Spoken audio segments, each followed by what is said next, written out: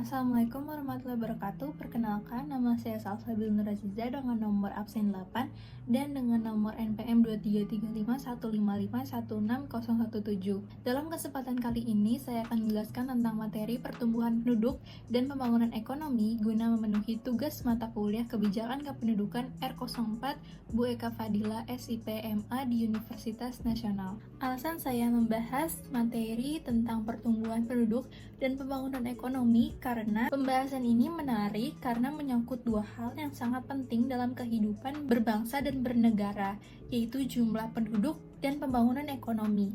Keduanya saling berkaitan dan bisa menjadi peluang maupun tantangan bagi negara, khususnya di Indonesia. Pertama-tama, perlu kita pahami bahwa salah satu indikator penting dalam pembangunan ekonomi adalah rata-rata pertumbuhan pendapatan per kapita. Namun, indikator ini tidak hanya mencerminkan peningkatan produktivitas semata, melainkan juga mengarah pada peningkatan kesejahteraan manusia secara menyeluruh. Artinya, pembangunan ekonomi juga mencakup perbaikan di berbagai sektor, seperti pendidikan, kesehatan, perumahan, dan aspek-aspek penting lainnya yang dibutuhkan manusia untuk hidup layak. Jadi, pembangunan ekonomi tidak hanya soal pendapatan per kapita, tetapi juga menyangkut distribusi pendapatan yang merata di antara penduduk. Selanjutnya, pertumbuhan ekonomi versus pembangunan ekonomi. Nah, sekarang kita lihat perbedaan antara kedua istilah tersebut.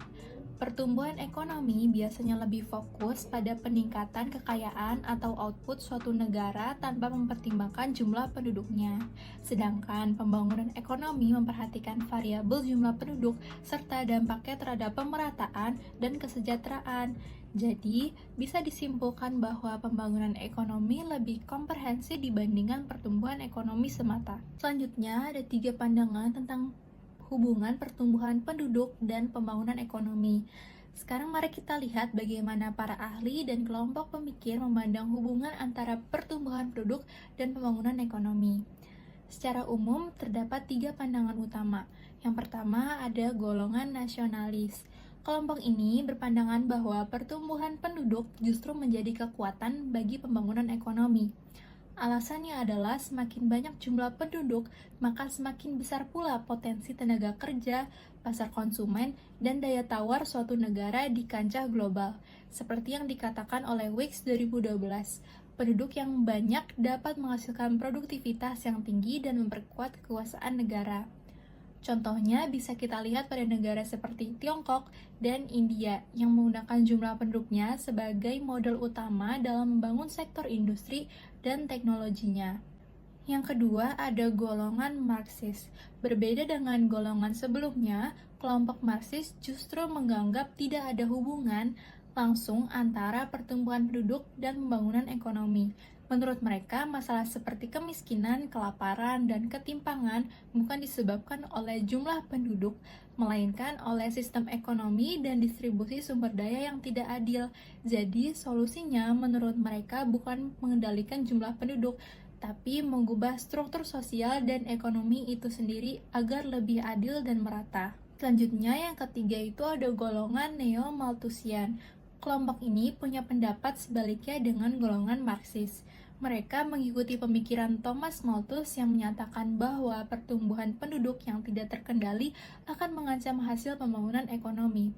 Artinya, kalau penduduk terus bertambah tapi sumber dayanya terbatas, maka hasil pembangunan seperti pendidikan, pangan, dan kesehatan akan terbagi dan tidak mencukupi. Contohnya bisa kita lihat dari fenomena ledakan penduduk yang menimbulkan krisis air bersih, kemacetan, dan urbanisasi tak terkendali di banyak kota besar. Selanjutnya, kondisi terkini jumlah penduduk rakyat Indonesia di tahun 2024 merupakan fakta yang cukup mengejutkan karena pada tahun 2024 jumlah penduduk Indonesia diperkirakan mencapai 281 juta jiwa. Angka ini menjadikan Indonesia sebagai negara jumlah penduduk keempat terbanyak di dunia. Lalu pertanyaannya, apakah ini peluang atau justru tantangan? Jawabannya adalah dua-duanya. Selanjutnya, peluang dari pertumbuhan penduduk. Jika dikelola dengan baik, pertumbuhan penduduk bisa menjadi motor penggerak pembangunan ekonomi. Berikut beberapa peluang yang dapat dimanfaatkan, seperti yang pertama, ada tenaga kerja yang melimpah. Indonesia memiliki bonus demografi, yaitu mayoritas penduduknya berada dalam usia produktif. Ini sangat menguntungkan sektor industri, manufaktur, sehingga ekonomi digital. Lalu, yang kedua adalah permintaan pasar yang tinggi.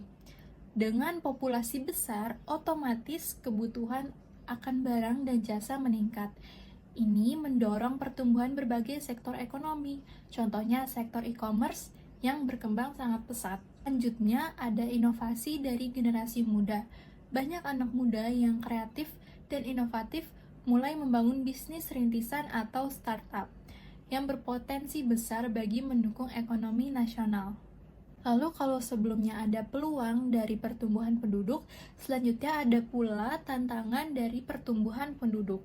Tantangan dari pertumbuhan penduduk yaitu dapat seperti kapasitas infrastruktur yang terbatas, karena banyak daerah yang tidak siap mengalami lonjakan penduduk seperti kemacetan parah, perumahan yang kumuh, dan minimnya fasilitas umum.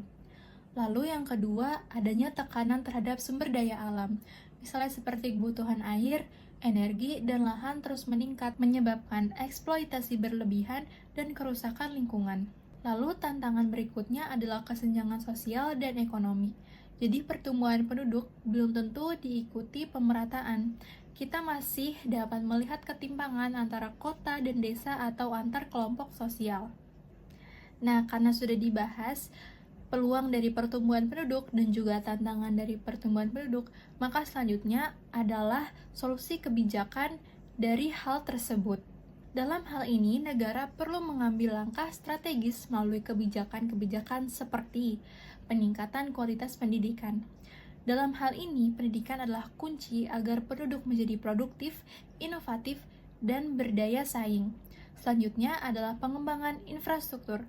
Dalam hal ini, pemerintah perlu membangun fasilitas umum yang memadai, terutama di daerah yang mengalami pertumbuhan pesat. Lalu solusi berikutnya adalah program keluarga berencana, dengan mengatur jumlah kelahiran agar pertumbuhan penduduk tetap terkendali. Selanjutnya, pemberdayaan ekonomi lokal, dengan mendorong usaha mikro dan ekonomi desa agar tidak terjadi penumpukan ekonomi di perkotaan saja. Baik, itu tadi penjelasan saya mengenai hubungan antara pertumbuhan penduduk dan pembangunan ekonomi. Di kesimpulannya, pertumbuhan penduduk bisa menjadi kekuatan atau ancaman, tergantung bagaimana kita mengelolanya. Melalui kebijakan yang tepat dan partisipasi masyarakat, kita bisa menjadikan jumlah penduduk sebagai aset, bukan beban. Baik, terima kasih. Kurang lebihnya mohon maaf. Wabillahi taufiq wal hidayah. Wassalamualaikum warahmatullahi wabarakatuh.